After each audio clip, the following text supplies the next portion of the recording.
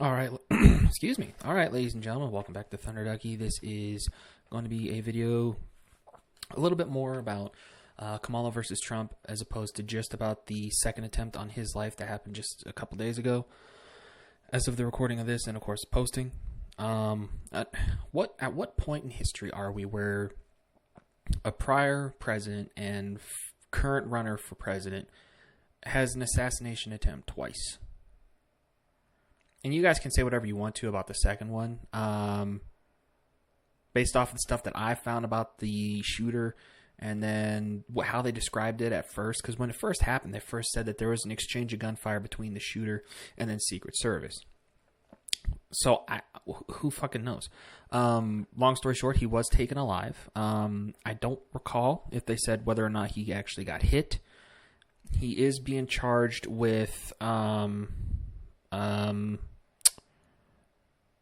I can't remember. I remember two things. I only know there's two things so far because I don't think he's been convicted yet. But one of the things he is getting charged with is felon with a firearm. So that's usually a life sentence. We'll see how that works. But I also got some videos and stuff for Kamala and why you shouldn't vote for her. And I'm going to provide my evidence. Again, this is America. You're allowed to vote for whoever you want to. I'm just hoping that you make the right choice. Or at least the right choice gets made in November the 5th. So, or, the 8th or 9th, depending on how long they're going to draw this one out. That's another subject altogether. But ladies and gentlemen, before I hop into this further, make sure you're liking, commenting, subscribing, turning on your bell notification. Please don't just take a segment of what I said and then use it against me without watching the whole video. I do have a list of evidence here. That's why you're going to hear some paper, because I'm going through the list as I speak, and then I'm going to plop in my evidence points. So don't jump down my throat just yet. So first and foremost, I would like to start off with the notion that Trump set up his own assassination, which is absolutely absurd, because a lot of people were saying that with the first one. Now, why would he do that and innocent people get killed? It doesn't make sense. And if it came back on him, then that would ruin him forever, like his businesses. No one would want to do business with him. He wouldn't get this current presidency.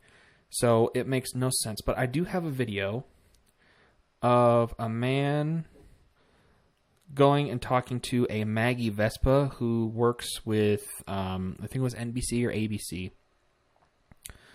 And he goes and he confronts a Maggie Vespa who was a field reporter talking about how Trump set up his own assassination. But before I show that, I'm going to show a video of Lester Holt. And this is pertaining to the Haitians with the whole pet eating thing.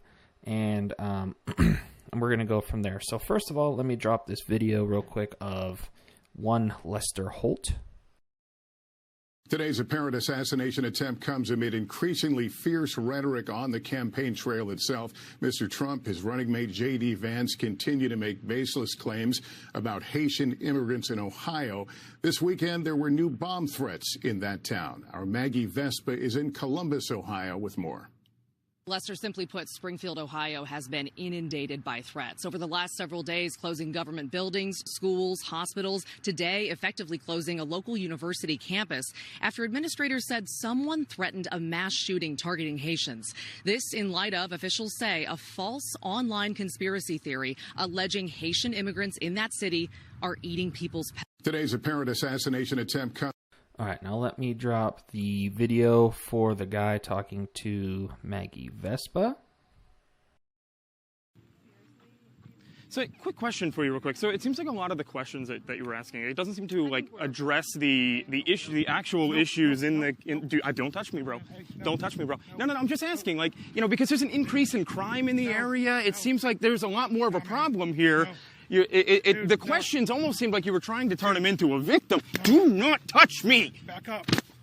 Do not touch me. Dude, back up. Back up. Do not. Back up. Dude, get the fuck off of me now! Back up. Back up. It ain't gotta be like that. Just back up. You do not fucking touch me, okay? Back up. pushing on him. You back up, bro. Right now. Ain't what it gotta be. So, quick. All right, so basically what they're saying is that it's all made up. It's a racist comment that they're not actually eating pets in Springfield, Ohio. However, I also have a video that a guy took of his neighbors actually grilling a cat on an actual outside grill. And then another cat walks up to the grill, so it's a little fucked up of a situation. But just to go to show that it's not... I mean, we don't get to see the person grilling it, but it's not obscene or, you know, something faked like they like to say. And then there was also a person who came out, and I can't find the video. It disappeared off of Twitter. If I can find it, I'm going to throw it in here too.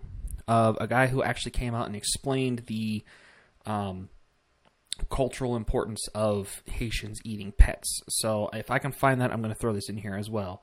But real quick, it's a short video. We'll watch the dude filming his neighbor grilling a cat.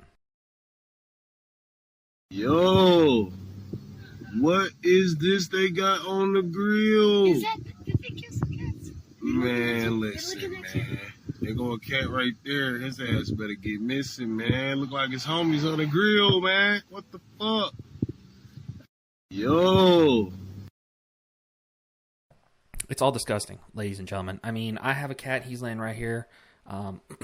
At no point have I ever thought he looks yummy. At no point did I think sitting down and eating him would be fun. I have another cat out in the kitchen. Her name is Goose. She's the gray one you guys have seen whenever I was out in Tennessee. She's got a cone on her head and all that stuff. So she stays out there. He's in here because, you know, seasons. And at no point looking at either of them have I thought, like, you know what? This cat's probably really juicy, and I kind of want to put it on my barbecue. At no point. So we have NBC or ABC, and you'll figure out who it is based off of the the videos I put in. Came out and are trying to call Trump a liar pertaining to the pet eating thing. Well, we had Maggie not willing to talk or answer questions, which is, by the way, the easiest way to determine a leftist, because leftists like to argue with emotions, whereas people on the right side tend to have evidence, which is why I'm bringing all this stuff to you. And I'm pretty sure once this video goes public, I'm going to have a lot of people that are hating on me. That's fine. I'm used to it. I'm going to have some people dropping some more stuff, some more evidence for me to look at, which is perfectly fine. I'll do another video on it if that's what you guys want me to do. Not a problem. Now we're going to switch over to the whole TDS thing, the assassination attempt. So if you don't know, Trump was at his, I don't know if it was his, it might have been his. I don't know if it was specifically his or he was just there. Golf course. And a guy pulled up and he was at the fence and he had like some ceramic plates that are supposed to be like bullet resistant, and he had a AK-47. Now, he did not have an AK-47. The weapon they used is not an AK-47. I own an AK-47. That's not what that is. That looked more like a SKS kind of rifle. And then the Secret Service saw someone who had a AK-47 barrel, which I don't know how they saw based off of where he was positioned. But they didn't hesitate this time like they did with the other one. And they opened fire. And surprisingly, the dude didn't get hit. He ran. He either hopped in his car or he stole a car. And someone saw the license plate, or they had camera footage of it, and that's how they were able to find him. And to his credit, I mean, he didn't try to fight back. So I don't know if this is a conspiracy, if you will, a setup or whatever. And we're going to find out what actually this dude is. And by the way, he is not a Republican. He is not a Republican. Yes, he voted for Trump in 2016. However, it's been, 8 years, people's opinions change. People change all the time. And as a matter of fact, he donated to Democrats. And if I can find that image, I'm going to post it here. Let me write down the time frame in case. 808. In case I can find the list of his donations to Democrats. So yes, I acknowledge the fact that he did vote for Trump in 2016. However, since it has been 8 years, he has been a little more radicalized. And by a little bit more, I mean trying to attack the president of the United States of America. You know what I'm saying? And yeah, so first one we're going to start off with is we have a video from Carrie Lake. And she goes and she's doing an interview, and she's talking about TDS. And if you don't know what TDS is, it's Trump derangement syndrome. Mark Hamill has it really bad. Robert De Niro has it really bad. And, of course, Kamala Harris has it really bad. So I'm going to go ahead and play that one for you right here. Let me know what you guys think down in the comments below. At any point when I'm playing one of these videos, let me know what you think down in the comments below. Of reporters already trying to downplay what happened today. Carrie, God forbid this gunman was successful. I can't even imagine what this country would be going through at this moment. We are really living in precarious days as a country. Yeah, we truly are. I mean, how many more miracles can we expect? God has given us a couple of miracles already, from protecting President Trump in Pennsylvania to protecting him today. And I want to thank the Secret Service. It sounds like they were all over this. And thankfully, they captured this man alive. I'm curious to hear more about what he's all about. But it looks like he's been very much a Trump derangement syndrome patient for a long time. You know, from what we know, based on what we're seeing on this guy's social media, he was a registered Democrat and donor, anti-Israel, pro-Hamas, Hezbollah terrorist, heavily invested in getting Americans to go overseas to fight in Ukraine. He obviously hated President Trump. He loved Biden and Kamala, and he believed that Trump was a threat to democracy, as we keep hearing from the left. We've heard that quite a bit before. This guy actually fell hook, line, and sinker for every piece of anti-MAGA propaganda the media and the left have been spewing for years now. He wanted to kill President Trump, and we got to stop this. And I'm just calling on the media to stop what you're doing. We are all Americans, and, you know, some people want President Trump. Many people want President Trump. Some might want Kamala Harris, or, you know, in my case, my opponent, Ruben Gallego. We don't have to push such hatred. And you, the media, the fake news media, I'm not talking about you, Todd, and Newsmax, but the usual suspects out there have been pushing this hatred. I believe this guy was brainwashed, and the media needs to do a whole lot more soul searching and introspection about their role that they played in this. It's demonization. It's got to stop. A whole lot of soul searching. Yeah, you're absolutely right. All right. Well, Carrie, we have to leave it there. Again, thank you, and we wish you nothing but the best. All right. And then after Carrie Lake, we also have some more information about the shooter. So if you don't know, he also, back in 2022, was trying to get mercenaries to go over and fight in Ukraine. Now, there's a 10-minute video. I don't know if I'll probably do a reaction to it to kind of dissect it a little bit. Let me know down in the comments below if you want to see that. If Twitter still has it and YouTube hasn't taken it down yet, because, you know, that's how that shit works. And if you don't believe me on that, Zuckerberg came out and said that Google basically told them to suppress the election of 2020. He came out and he admitted that. So that is fact. And it was sent to Congress or the Senate. And that's something you can look up. And if you're too lazy to do that, I'm sorry. That's another thing. A lot of people, if you guys are going to have an argument with me, like a genuine argument, have some evidence. Bring something. Don't just try to sit here and spew some stuff, because I'll go do the research and I'll take your point and throw it back at you. So make sure you come at me with some evidence. Don't just be like, with point, and you don't have anything behind it.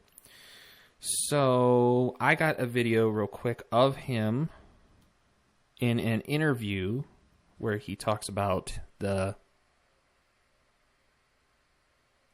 Ukraine stuff. So I'll go ahead and play that now.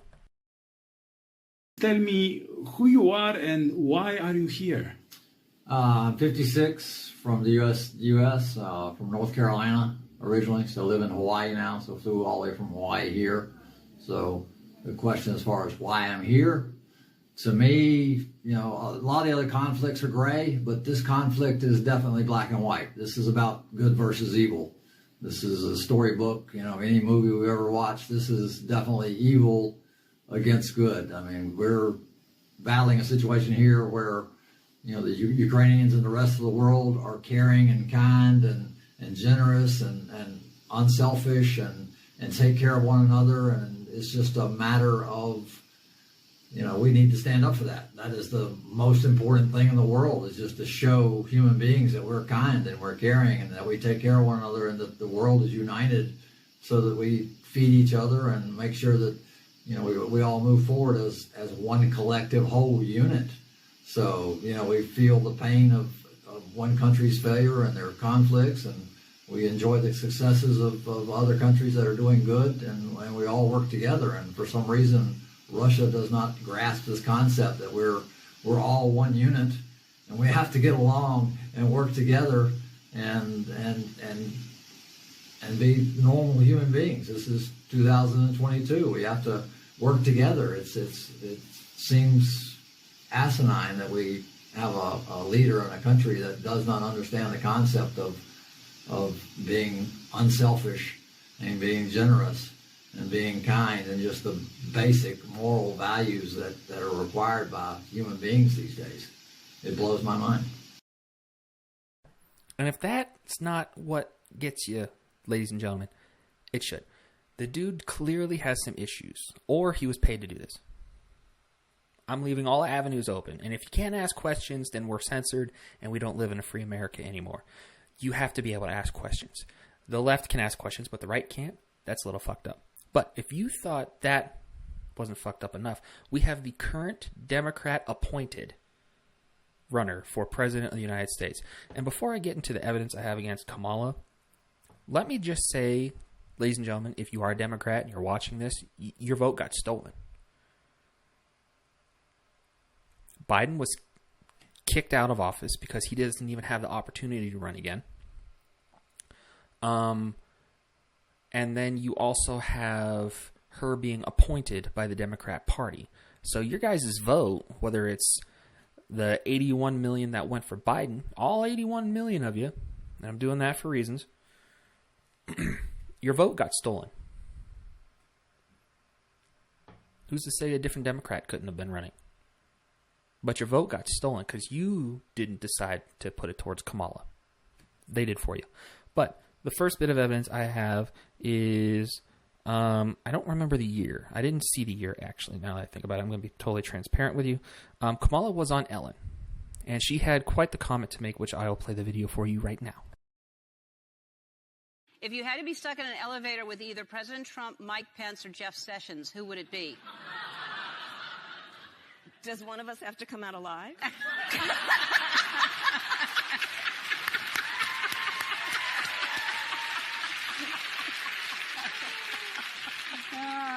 If you had to be stuck in an elevator...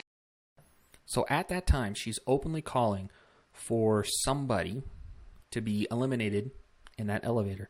And of course, I pre-screened that video a little bit ago, so I don't remember the third name, but it was Trump and Pence. So those were the two highest ranking people in the United States government at that time, the president and the vice president. And she left it open as to who could have been eliminated, right? The next bit of evidence I have is Kamala being fake. The whole thing about Kamala being fake. As everybody probably knows, or at least if you watch the debate, Kamala has a pretty plain voice. Like, there's nothing special about it. There's no accent. There's no inflections anywhere. There's no cultural differences with her voice. Just straight up like mine. Straight up, just flat American. Although some people say I have an accent. I can't fucking hear it. So if I do, let me know. It'd be kind of cool. If I don't, it is what it is. So during the debate, she had absolutely no accent. However, whenever she went to the Black Caucus dinner and she did her little speech, she decided to throw on a little swing, a little Southern style to her voice, just like I did. So here's that video for you. Hello to all my divine nine brothers and sisters. And my sorors.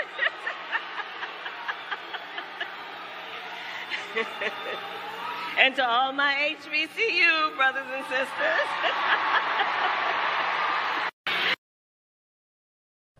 Yeah. So, right there, ladies and gentlemen, right there we had Kamala Harris using a fake accent trying to appeal to the black vote. That's all that was. That's all it was. She doesn't have that accent. And if you watch, she did an interview with somebody, and they only released like 20 minutes of the hour and a half that they did. No accent. She just did one this morning or the other day, and no accent. It's kind of interesting that you decided to throw that on there. It's almost a little bit racy when you think about it, because she doesn't do that when there's primarily white people. It's probably a little bit of both, you know, white and black, Mexican, all that, you know, Asian, during the crowd for the actual debate. But when it's the Black Caucus dinner, you're going to throw on a fake accent that you don't have. I'm going to let that one sit for a second. Okay. And then also, to show you that she's a liar, not just a fake person with her fake accent, but a liar, also a violent person because of her comments about the elevator situation, I'm also going to tell you that she's a liar, like I already said.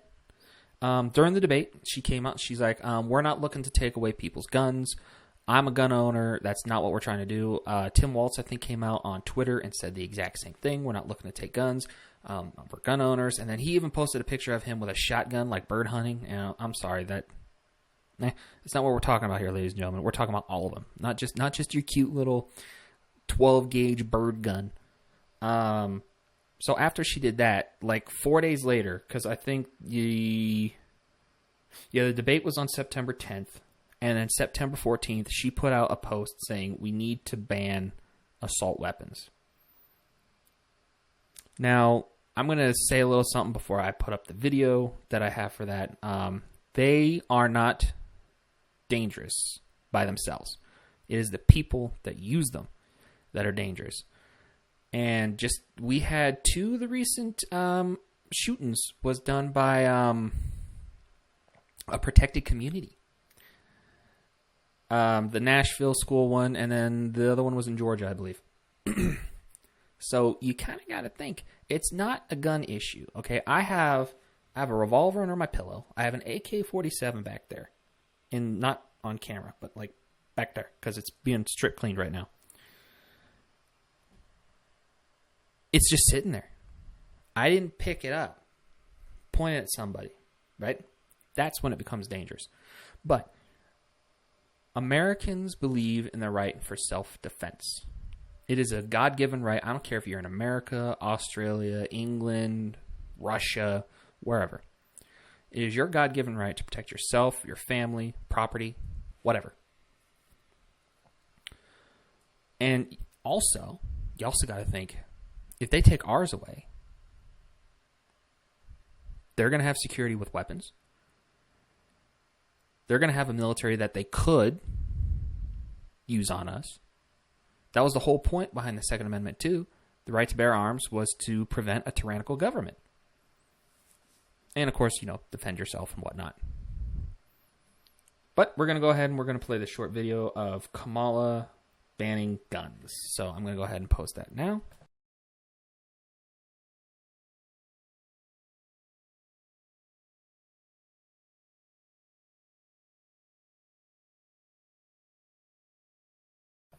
All in all, ladies and gentlemen, it is a shit situation. We have Trump almost getting assassinated, and then we got Kamala years ago calling for him to be ended. We have a person who has a hardcore case of TDS who is trying to get mercenaries for Ukraine, attempting to take out the former potential president of the United States. And then we have a current running individual that has blatantly called out his end and then lied in front of everybody on national TV. It's a shit sandwich no matter how you want to slice it, ladies and gentlemen. It just is. And before I end this, ladies and gentlemen, I would also like to present another little bit of evidence, and that is after the Secret Service failure of July. And then their response, semi-late response to this recent one. She was doing her interview, by the way, where she doesn't have the accent, which I was referring to earlier.